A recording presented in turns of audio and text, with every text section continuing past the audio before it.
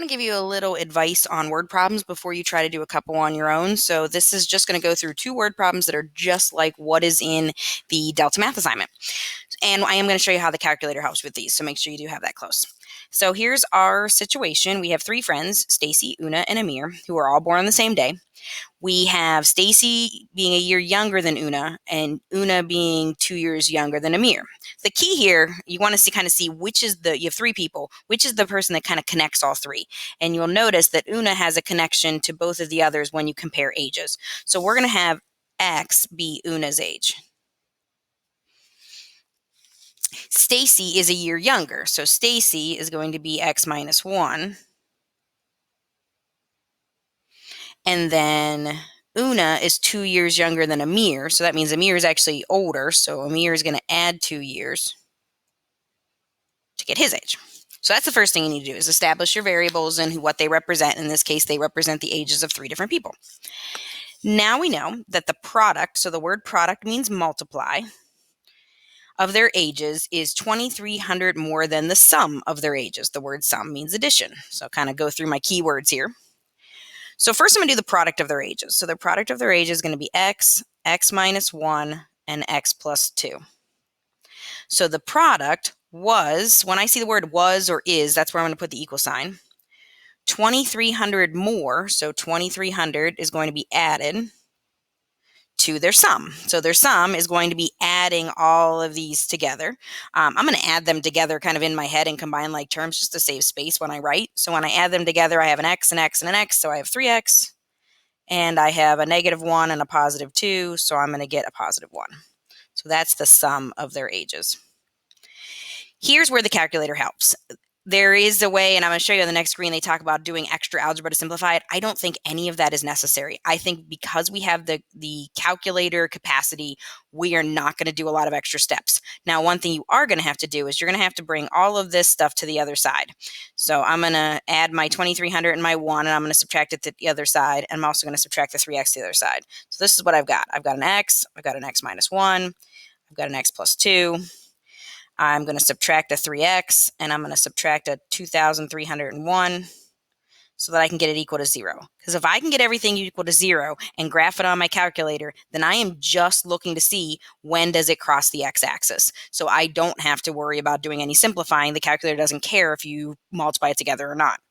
So in my calculator, I'm going to go to y equals, and it's going to take a while, but I'm going to type all of this in, including the parentheses. So x, x minus 1, x plus 2, and then the minus 3x, and then the minus 2,301. Now, when I hit graph, I may not see anything. I don't think I do. And here's the reason. So my graph is only going out 10 units. So I can only have positive x's because they represent someone's age. So I'm just looking at the right side of that graph, and I only go out 10. So here's how I fix that. If I go to the window button, which is in the top row, it's the second button over, you'll notice that my window is set to go 10 in each direction, -10, +10, -10, +10. I want to go further. I'm going to go out, let's go out 30. I don't know if that's too far or not. If it's not, we'll just change it again. And then I'm going to hit graph. And there we go. So I know I don't see much, but I see what I need. I want to know when does it cross the x-axis, and I can see that. So I'm going to go to second and trace, and I'm going to use that 0 button that we just talked about. So my cursor, with these, when I change my window, it's kind of hard to see my cursor.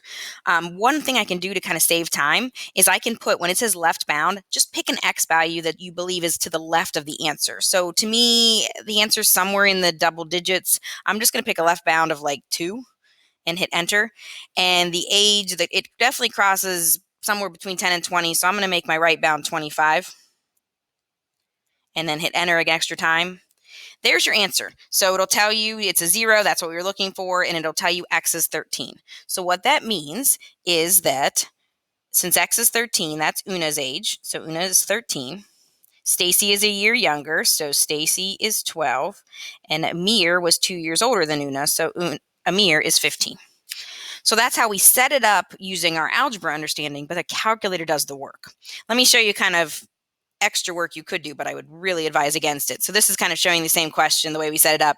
Notice with this, they actually multiplied it all together and combined like terms. That is not needed. You can type it in a uglier form with parentheses, like they multiplied this all together. They did a lot of extra work. I think you can type it in as is, as long as you get everything on one side of the equal sign and then use your calculator. I'm going to show you one more. So we are looking for 3 consecutive integers whose product is 480 more than the sum. So first, let me talk about what the word consecutive means. Consecutive means back to back. So if you had consecutive wins as a team, you won back to back games. So when we talk about consecutive integers, it would be something like 8, 9, 10, 16, 17, 18, back to back to back.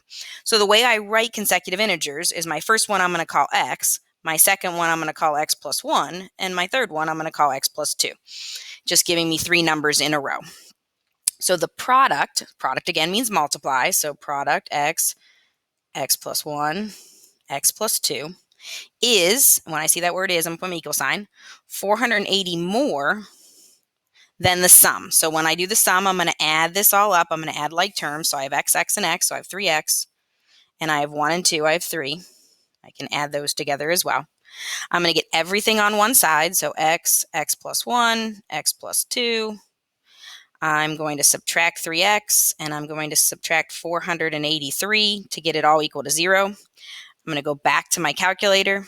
I'm going to go to y equals, and I'm going to put in this new equation, so x plus 1, x plus 2, minus 3x, minus 480. I might change your window. I may not. So if you do a zoom, just to give you an idea, if you do hit zoom 6, it takes you back to a standard window.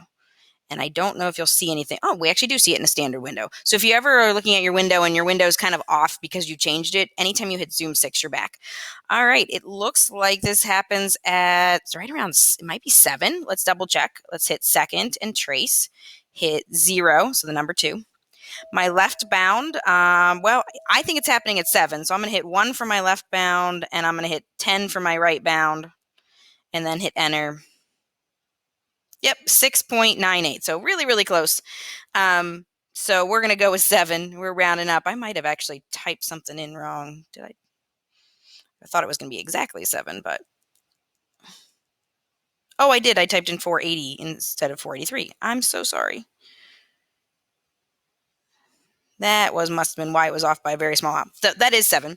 So that means my 3 consecutive numbers are 7, 8, and 9. So those are how you do the word problems to help you when you go to try those last couple Delta Math questions.